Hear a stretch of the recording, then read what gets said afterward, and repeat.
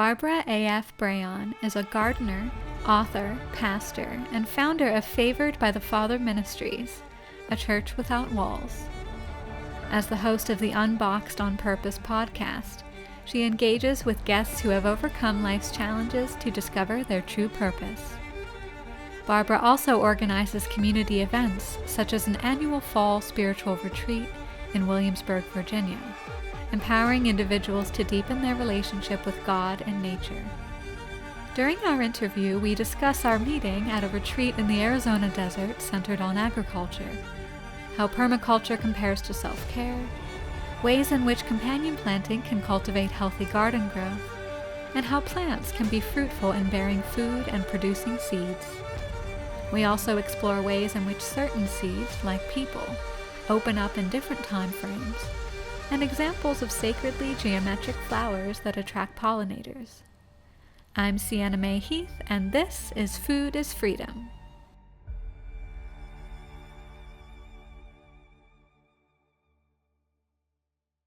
Well, Barbara, it's a gift to be connecting with you on the mic. As you know, and maybe as some of our choice viewers might know, we met on a spiritually inspired retreat last fall in the Arizona desert. And fortunate for us and each of our missions as writers and gardeners, the focus of this retreat, or one of the primary focuses, was indeed agriculture.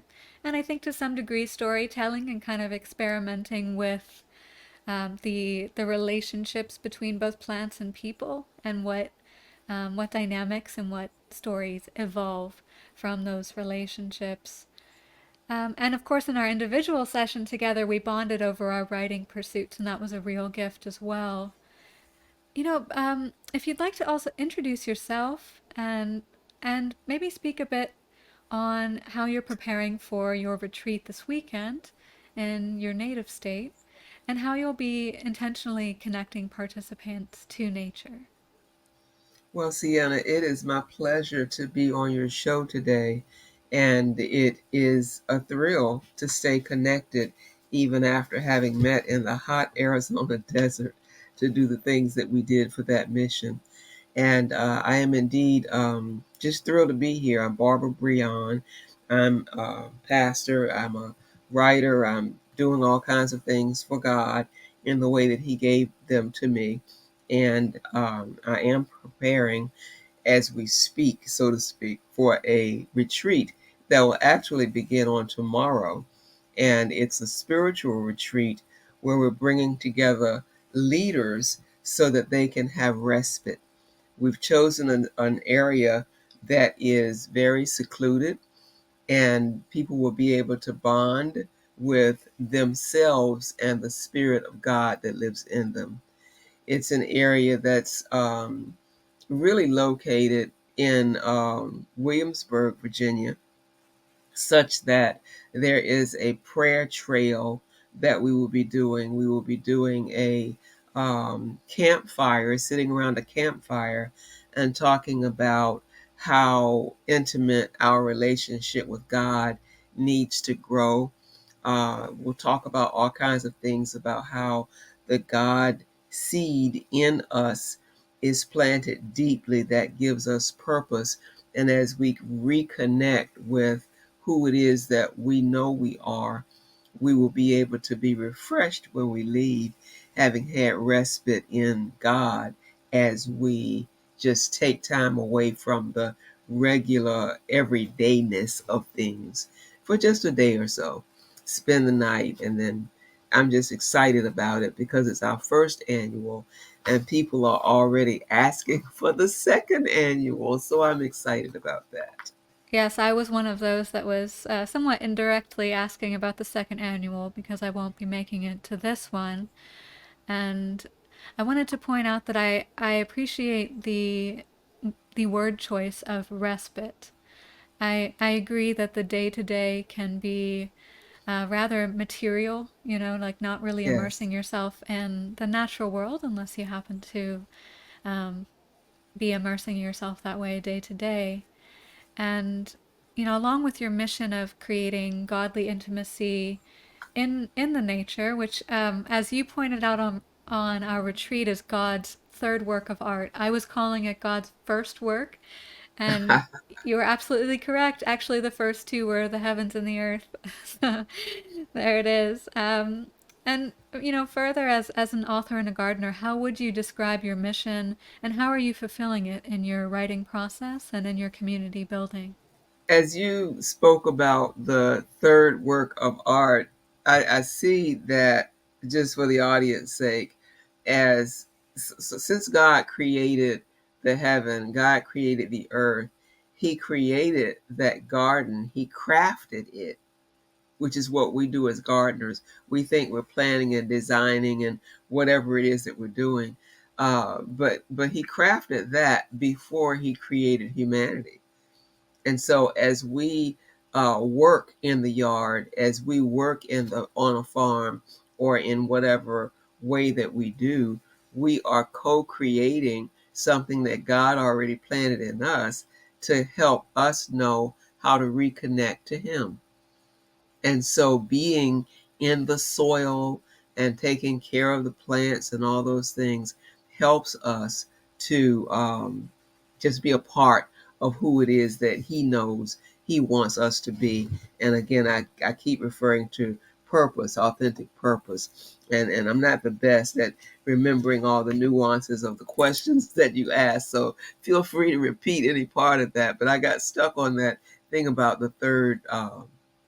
It was just great for me to go back into that point. You wanted me to talk about my mission, I believe, Your and some of mission. my Mhm. community work or something. Yes, your mission, including your writing process, and yes, your community building. And so, in terms of community building, um, I don't know that you're talking about community as in social media, or community as in the natural way that I live in this neighborhood. So, help me to know which direction you want me to go. Uh, Indeed, I'm considering your in-person community efforts, such as the retreat that you're planning for the weekend.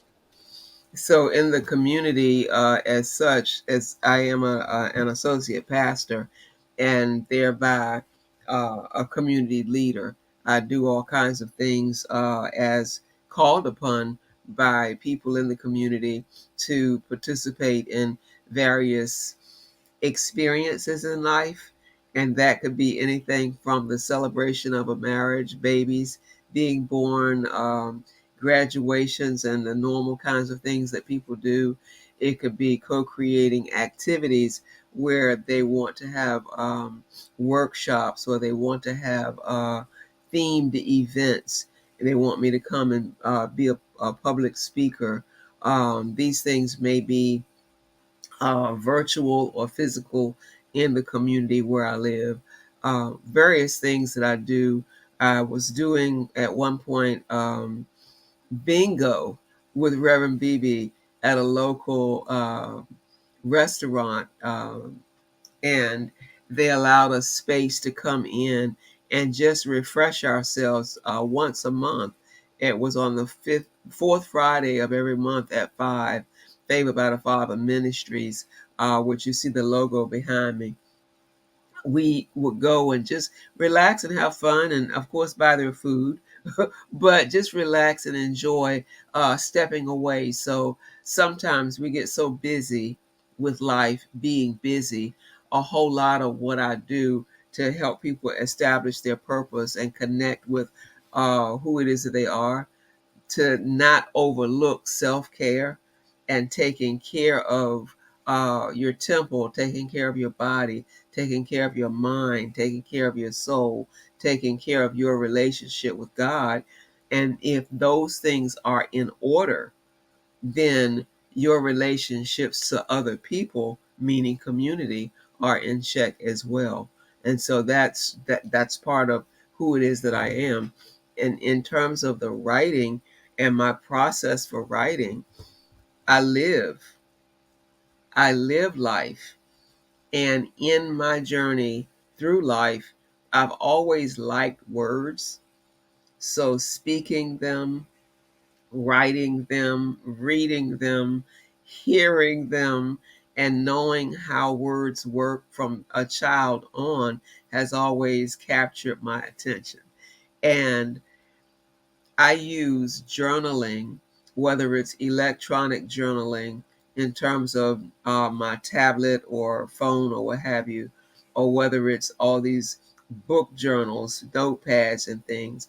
I jot down what I'm hearing from God. I jot down what I'm feeling, what I'm thinking, situations in life. It's a little bit beyond keeping a diary. And the evolution of my writing and the things that I have published, and in terms of becoming a published author, have been the fruit of journaling and these ways of expressing what it is that I am feeling and thinking and experiencing in a way that it helps me to grow. It helps me to identify and remember in terms of going back. And even now, as an adjunct professor of a group of seminary students matriculating for a Doctor of Ministry degree, specifically in discipleship, one of the first assignments during the first quarter that I gave the students was to do a spiritual journal. You're going to have to write your spiritual autobiography, but I want a journal, a timeline, if you will. And so they had to do that and submit 3 or 4 entries per week. So even doctoral students I had doing that, and it fed their work, and it helped all of us to get to know each other in that cohort a little bit better. So the writing process for me begins with that connection with who I think I am, what I'm thinking, what I'm feeling, how it's connected to God, how it's connected to whatever is going on in the world around me that is affecting me, and what my reactions and responses would be. And then when the Lord points me in a direction and says, "Okay, I want you to write a book about this," then it's already there. It's just a matter of putting it in a format that I could send it to the publisher. Well, when you say it's already there, it reminds me of part of my writing process from time to time, in which there's a lot of like introspection, there's a lot of reflection. So when I actually come to the page, sort of more officially to the page, to write whatever story or piece, it comes very naturally and often very quickly.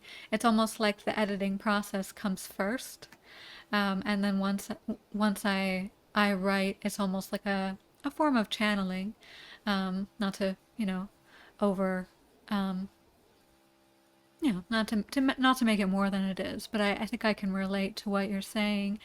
And also, when you speak about self care, it brings to mind a style of gardening which is permaculture, in which you plant a variety of foods and flowers, perhaps, that can care for one another and can perennially return and continue that cycle and form a garden that essentially can care for itself.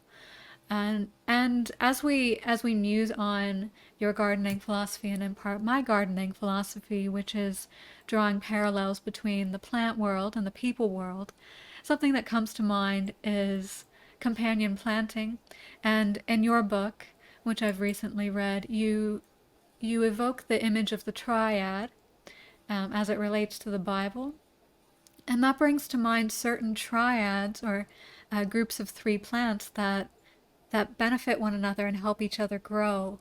And some might call it spiritual growth if you believe that the garden is God's third work of art, or even if you just look at it more plainly, one might say you can't deny that certain plants pair well together and they group well together. Um, 3 examples that come to mind are geraniums, mint, and petunias. When I was teaching on a retreat locally, with a group of children, we planted pots of those 3 plants. Mhm. And I think while of course an appeal to gardening is the aesthetic, another appeal is production.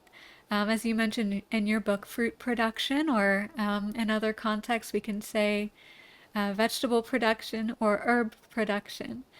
So, in the case of planting geraniums, mint, and petunias together, we learned that geraniums can repel pests that can harm mint.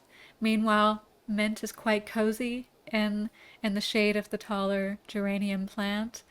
Um, and there are other benefits to it as well. The geraniums attract some beneficial insects for the family, or the triad, if you will, ladybugs, lacewings.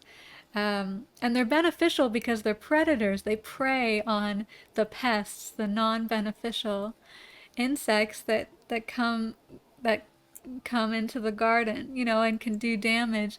But it's interesting, right, that while we're very keen, or it's in our human nature to label things as bad or good, or people as Yeah. bad or good, or right or wrong, in the context of gardening and, of course, of life, we see that it's not that simple.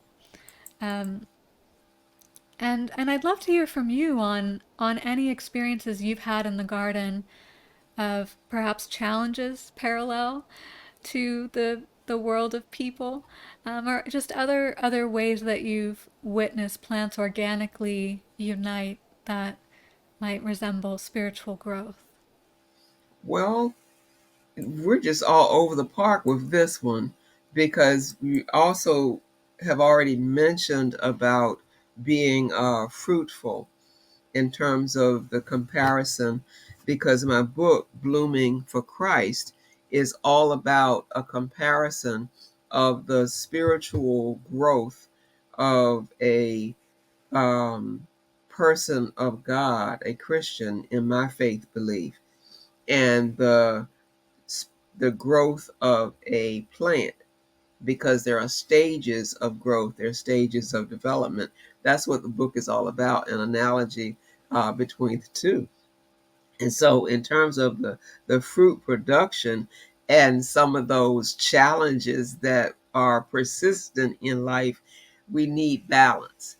And so, part of the book was talking about how we need to not be so concerned with the negative part and what people are bringing to the table that don't mean us any good, and be more focused on what it is that we're trying to accomplish.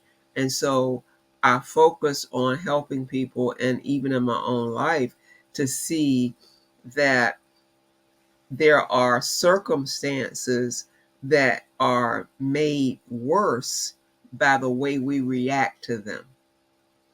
We can't get rid of the negativity going on around us. We can't get rid of adverse conditions and persons' perspectives. We can avoid reacting to them in ways that are not as healthy for us as they could be, because then you've got natural stressors that come, and you have all these health conditions that come as a result of being overstressed. And so you continue your life, even though it's happening all around you, what others are saying and what others are doing.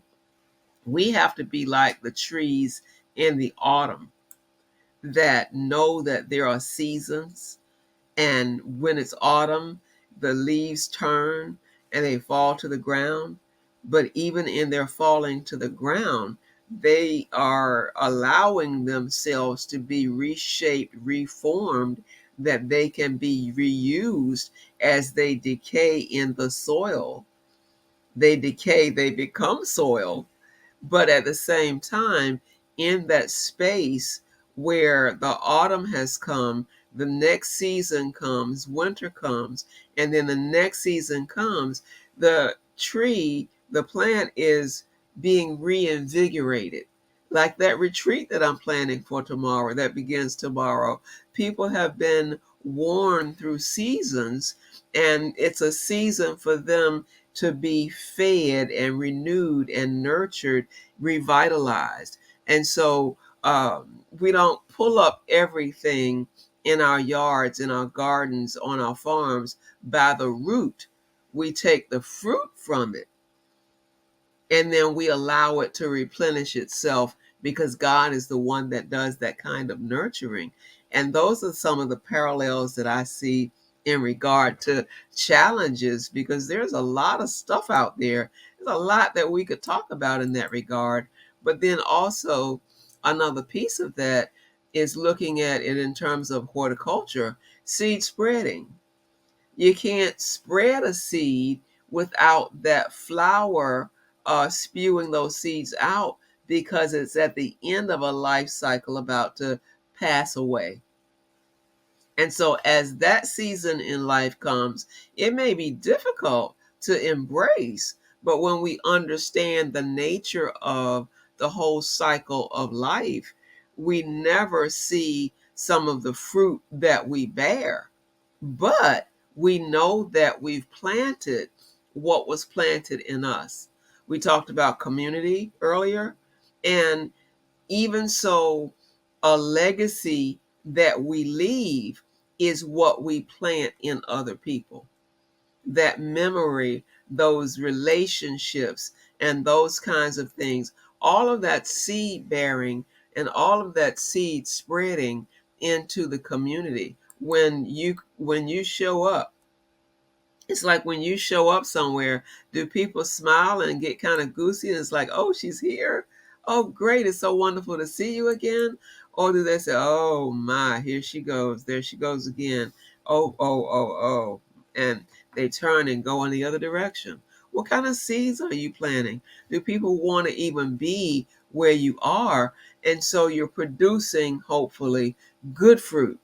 God wants to plant seeds in us through His Word, through His writings, that will assist us in being like Him. We're created in the image of God, and we can't be like God unless we allow ourselves to produce the fruit the way that He gave it to us. So if I'm an apple, I don't need to be trying to produce pears. If I'm a grape on a vine, I don't need to try to be a persimmon. I need to be authentically creating circumstances that will propagate the fruit that I was created to produce. So bloom where you planted, in the garden that you planted in the kind of soil that you planted in. And it may not be the best for you to be over there somewhere. It's better for you to be right here, because that's the field that you're supposed to sow in. That's the field that you're supposed to be productive in. That's the place where you're supposed to commingle with others. We talked about the triads. I'm talking about getting with people who are like minded, that will escort you through whatever that situation is. And then there's another circumstance where you have a triad of three people, but it may not be the same three. It may be one of the same, maybe two different people. It doesn't really matter. But as I was telling a person this morning that's on the leadership team for the Faith by the Father Ministries, we get together, and God does not give me anything to do that He doesn't give me the person or persons that He wants to co-labor with me. So we don't have to do anything on our own. It's our mindset that locks us into these things. We have to be open to what God wants us to do, to be fruitful and multiply, because that's His mandate for us. We have to have balance. We have to understand the cycle of spiritual growth. We have to understand that there is infancy, that seed is spread, and it germinates, it sprouts. There's infancy, but then there's all of the stages of growth through maturity, where that seed pops out and the cycle continues over and over and over. I am feeling kind of passionate about what I'm talking about, but I don't want to stray away from the topic that you want me to cover today. I think you're covering it. Um, Okay, yeah, great. This is great stuff. it is great. And it's true that I think while commonly we consider production in the garden fruit production or vegetable production, essentially harvest, there's also production of seeds, which you mentioned. And there are Mhm. plants like the poppy behind me, as depicted in the painting there, done by my mother actually. Poppies and echinacea, for example, they produce these prolific seed pods, like really potent seed pods, especially the poppies. And the poppies, for example, they look kind of weak. One might say, that's not my opinion, but they have these petals that just fly right off when their season's coming to an end, and these seeds just ready to be sown naturally by the wind in the sweating soil. And it's a natural process, which is what I hear you speak to as people come together and as our as our projects are sown almost for us organically. We don't always have to be the ones to plant the seeds. Sometimes they just happen, and they grow where they are planted. Another thing that comes to mind with regards to seed production and seed sowing is that seeds, kind of like people, they have different natures to them. They open up in different ways and at different times. For example, nasturtiums, they've got these really, I want to call them stern, um, sphere shaped seeds, and they just won't budge, unless you give them that extra, you can shave them, extra encouragement rather. You can shave them with a nail file, you can soak them overnight, and you really have to get them to embark on their purpose. They need a little bit of extra effort. And as a gardener, as a steward, that's something you can do for the nasturtium seed as well as a moonflower seed, for instance. Whereas, as I mentioned, the poppies, the echinacea, you just sprinkle them or you let the wind take them, and they'll do just fine. Another seed that needs extra or can benefit from extra effort in getting it to open up is a squash seed or a pumpkin seed. You can soak those overnight, and they'll even start opening up in the bag. Um, and just considering how people and plants are really not that different. We each have different temperaments. We have different textures. We're called to do different things out in the world and to gather with different plants or people as we feel called to. I think there's just such a fruitful uh, series of metaphors, and in language we can really draw so much um, between the plant world and the people world. And I love that you're also looking to that as inspiration and as a means of communication as well. Absolutely. As you speak about the seeds, you look at the images even behind me and my background. They're actual pictures from my yard that I took of my favorite plant, the balloon plant. And in terms of harvesting them, I do let nature do what it does, and the blooms fade and naturally fall and spew the seeds in the way that it naturally does. New plants will grow from it, but sometimes I will actually take the time to do deadheading so that I can promote more blooms and more blossoms during the blossoming season. Because when you really like plants and you really like a particular shade of color, and you want to see it as often as you possibly can, you do what you can to try to keep it going. And so, with the nature of the flowers that I have there that are my favorites, I will sometimes, will often during growing season, during blooming season, deadhead them so that I will get more blooms and blossoms from it during that particular season. And it's just a crazy thing, as I had to learn how BB, meaning myself, because my initials Barbara Brehon, like being in the yard, and I like my balloon plant, yet another B. and then literally the bee comes to the plant because of its natural attraction for the nectar, I suppose, from that. And I had to learn how to deal with that bee in my yard and enjoy it with the bee. And so I learned some things about how to do whatever. And then I stopped running from the bee when it came out and simply respected it. And we can actually handle each other in that yard together. And when he tries to, or she tries to get that nectar from a certain plant, I simply move on over to another part of the yard and do what I'm doing there. And when he buzzes around and does whatever. So I had to learn about how to live in the same, what I'm going to call sacred space that God created for both of us, because the bee has his purpose, its purpose, and so do I. I don't have to run into the house because the bee is after me, because the bee was not after me. The bee was after the nectar. I had to learn how to deal with that. And there's a special part in that book that I wrote, Blooming for Christ, that talks about Reverend Beebe and the bee.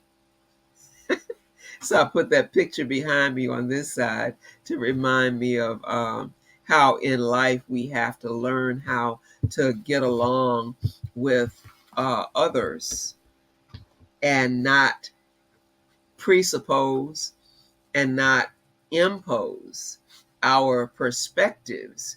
We learn to adjust, adapt to our circumstances and the perspectives of other people. Makes us better in the eyes of God. Makes us better, meaning in good relationship with the God that created us both. In some cases, letting go and not forcing one's hand or perspective on another can make the relationship easier, or just kind of can create healthy space. One example of healthy space that comes to mind is the cabbage actually secretes a substance from its roots that prevents a lot of growth, actually, even its own growth, or one of its neighbors, even if it's a fellow cabbage, if it's spaced too close, they just don't have room to grow and to produce.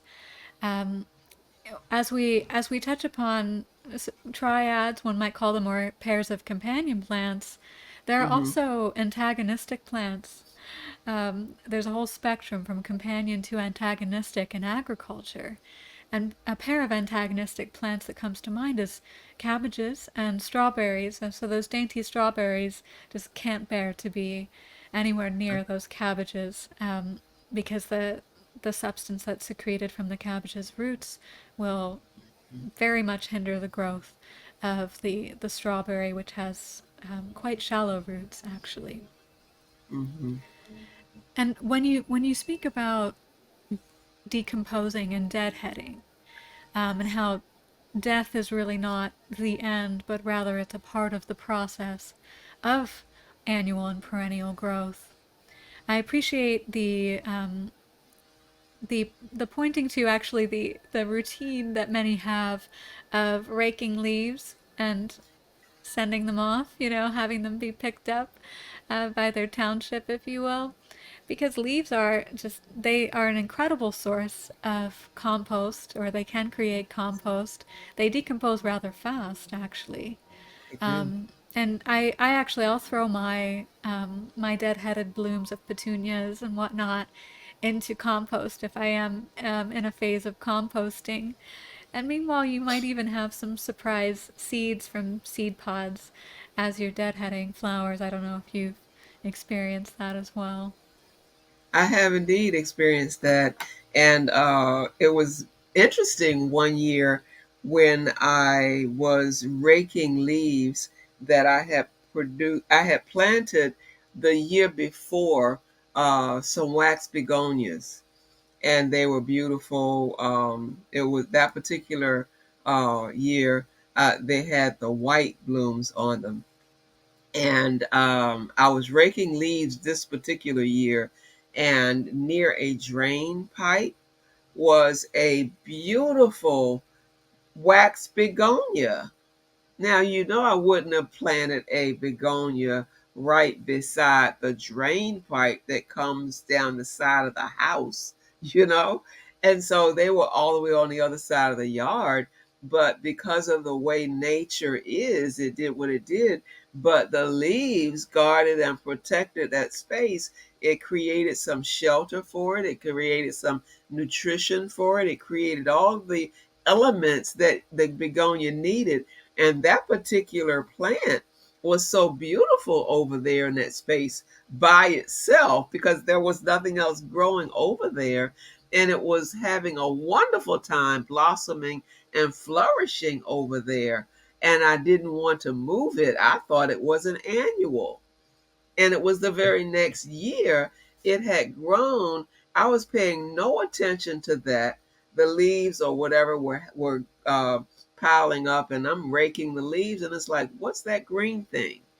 And as I got closer, it had grown into maturity and was blossoming and flourishing. So yes, I took a picture of it and shared it with some friends of mine and said, look at what I just found growing in my yard. And I did not plant that this year. I didn't plant any of those this year, but it came. And I love using leaves in my yard as mulch. I use the leaves in a little space for composting. And yes, they do decompose very, very quickly. So I don't toss all the leaves out and say, put them in a bag and come and get these. I use them as a natural mulch, and it's kind of cost efficient too. It just costs me a little time and effort to go out there and actually get that done. But I do definitely use the leaves that fall. In my own yard and in my flower beds. And I love those balloon plants, and I particularly let them grow and give shelter. And then over the winter, I know that there are animals and there are insects that need what those leaves produce for them in terms of a habitat over the winter. And then when you clean up, spruce up over in the spring and all that kind of stuff, it will you know, you just see that the whole cycle is working. So I enjoy watching all of that. I just like seeing things grow, and that includes every season of the cycle. And as I compare that to people, it's difficult when it comes to the end of the season of life. But you understand in the spiritual sense that it's not the end of life, it's yet another beginning. Beautifully said. And as you often mention your balloon plants, as I see them there in the background, the purple flowers that you favor, I recall a passage from your book on what I would call sacred geometry, as Uh, as you um, as you depict the imagery of the veins in the petals, and very similar to the veins of a human being. We see yes, other examples of that in nature, like the veins of a heart shown in the way of how a tree will grow in the midst of itself, as the branches form an example of sacred geometry yet again. Another example of sacred geometry in my garden is the dahlia, one of my favorite flowers. It just comes in just every color and shade you can imagine and every texture. Some of them, as you might know too, they have a really plentiful series of petals, and a very really good example of sacred geometry, because it's like such a precise pattern that they can form. But the bees are not as fond of those dahlias because the center is not as open as some varieties. Some varieties with fewer petals have a very prominent center, and of course in there you see smaller versions of that center. And I think actually a really good piece of gardening advice that just can be applied quite broadly is bees just love, like, the tinier the centers, the the more plentiful the clusters of flowers, um, the more open a plant is essentially to being pollinated, the the more often that the bees and the other pollinators will gravitate towards that flower. And we see how, certain flowers, such as alyssum, comes to mind. Sweet alyssum, which in its white variety has a beautiful scent that I'm sure the pollinators also love. But they've got those just very attractive multiplied clusters of blooms. And yet another example of how we each, whether plant or person, have our own purpose and our own benefits to the the greater mission. When I look at my favorite, I keep going back to the balloon plant. We're talking about how those five pointed petals are sacred geometry, dealing with the mathematical side of it. I'm looking at that plant and relating to it in a very personal way, because that number five means a whole lot to me. That number five, I am the fifth of five children, born in the fifth month of the year. And there are a whole lot of things that resonate with me in terms of five, because I feel a sense of grace from God, and five represents grace, the grace of God that's completely unmerited. He gives me favor, and then that favor, like favored by the Father, is a five-letter word. There's a lot of things for me that I relate to that five. When you look in the middle of this balloon plant with those five petals, even the center of the plant, the pistil and the veins, there are five um, pieces that come off right there in the center. When that plant is spread wide open, there are five pieces there in the center, but yet in the very middle of it, in that very seed of it, which to me represents the God seed, it's just beautiful for me. And I can be in the yard and just take a look at that thing and look at the veins running through it, and imagine God flowing freely through the veins in my own body, giving me the life, flowing through my blood, giving me the life, just as the veins in this plant are absorbing everything from nature in order to be the vibrant purple color that they are. It's just beautiful. I love it all. The beauty and the metaphors, and even just the gardening advice is endless. I think sometimes when people come to me for gardening advice, I do find myself emphasizing that we learn from each other, and I have a lifetime of learning to do as well in the garden and in life. Absolutely. So much there. Uh, Advice that you can give to a person. I mean, you grow the parts that are best for the season that you're in, for the climate zone that you're in. And that's crazy for me, because one of my favorite plants that I cannot grow where I live now is a gardenia. And I had gardenia bushes in places where I previously lived that were had miniature as well as the larger bush sizes, and they did quite well. And where I live now, I bought several and planted them in several places and tried to do them in pots, and they just don't like where I live now, and I haven't been able to do that balloon plant, that gardenia plant. Another one of my favorites is the Gladiola. I love Gladiola flowers. It's just so absolutely beautiful for me, to me. And so, these are the things that I like. I can't have the gardenia, but I do have the balloon, and I do have gladiolas back there. And it's a beautiful thing to understand what it is that you like, and you grow what you like.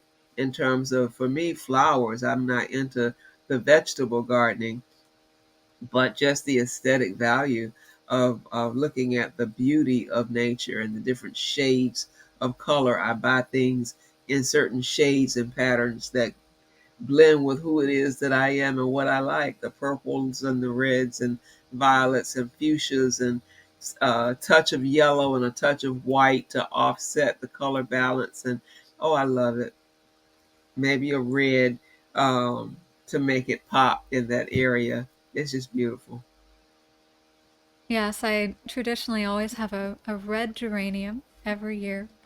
And it's really incredible how even a small geranium plant to start with a single or just a few red blooms, it can just add this pop of color that in my opinion is just necessary to kind of like I see it in like a leadership role, that aesthetically it leads the way.